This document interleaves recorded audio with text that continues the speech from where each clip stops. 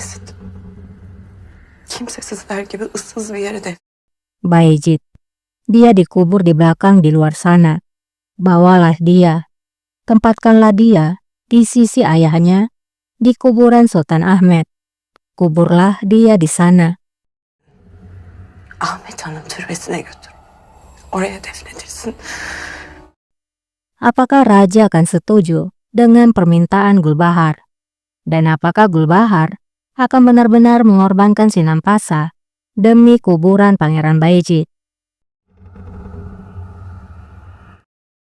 Kita beralih dulu kepada Ibrahim. Saat ia tertidur, ia pun mendengar suara langkah kaki, hingga membuatnya menjadi terjaga.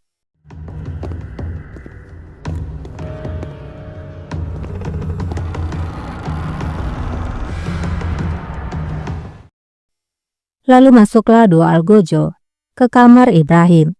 Ibrahim akan dicekik.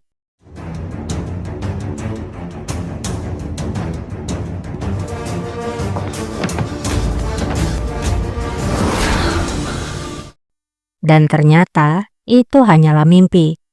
Kenangan peristiwa Bayezid yang dieksekusi membuat Pangeran Ibrahim menjadi terus mengingat para algojo itu. Ibrahim pun memastikan pintu kamarnya, dan itu masih tertutup dan tidak ada siapapun yang berjalan di sana.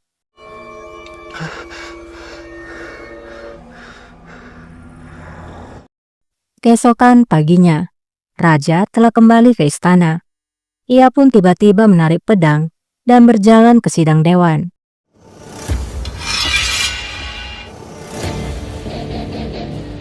Soysuz köpek! Raja berkata dengan marah, "Kamu anjing pengkhianat." Dan di sana ada Sinan yang sedang membaca, seketika pun terkejut dan segera berdiri.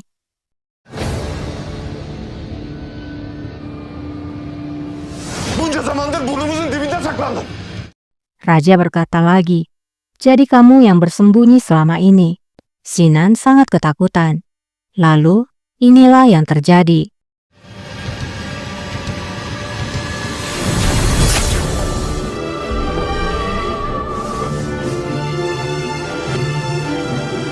Ternyata, bukan Sinan yang dieksekusi, melainkan Dilaverpasa.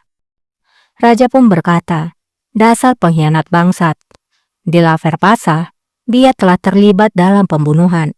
Gulbahar Sultan telah mengakuinya. Dilaverpaşa denen hain dini devlet, Gülbahar Sultan itiraf etti. Walah, ternyata Gulbahar Sultan tidak mengorbankan Sinampasa dan malah memberikan nama Pasa yang tidak bersalah. Karena raja yang pemarah, dia pun tidak menginvestigasi terlebih dahulu tentang kebenarannya. Mustafa Paşa, hünkârım. Setelah melakukan kekejaman itu, raja pun memanggil Silahtar. "Silahtar, keluarkan Pangeran Bayezid dan kuburkan dia di sisi almarhum ayahku." Silahtar pun patuh dengan perintah itu. Emredersiniz hünkârım. Sinan hanya bisa diam ketakutan.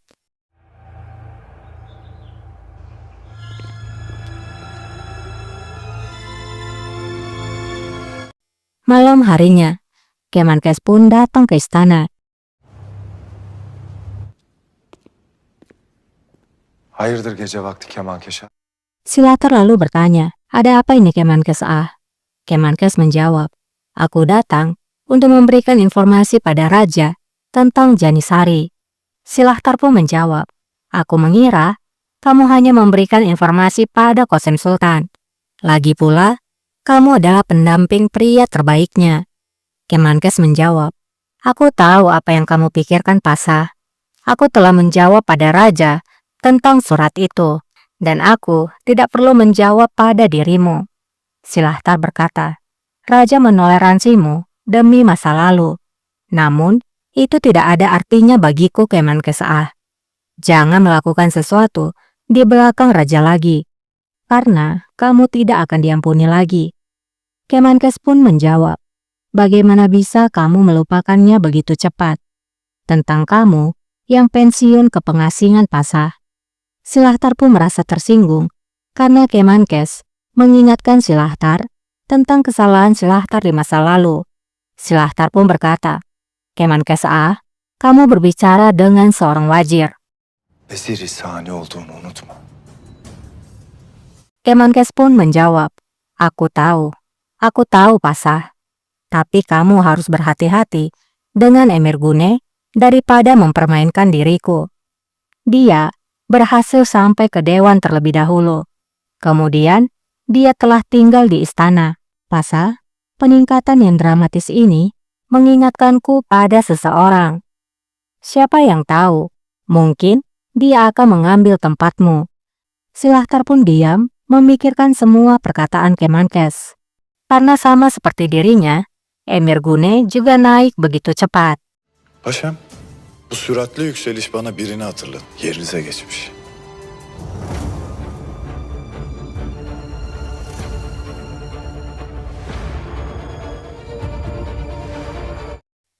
Silahtar pun lalu masuk ke ruangan raja. Silahtar berkata, kamu tidak dalam keadaan baik sejak kita kembali rajaku.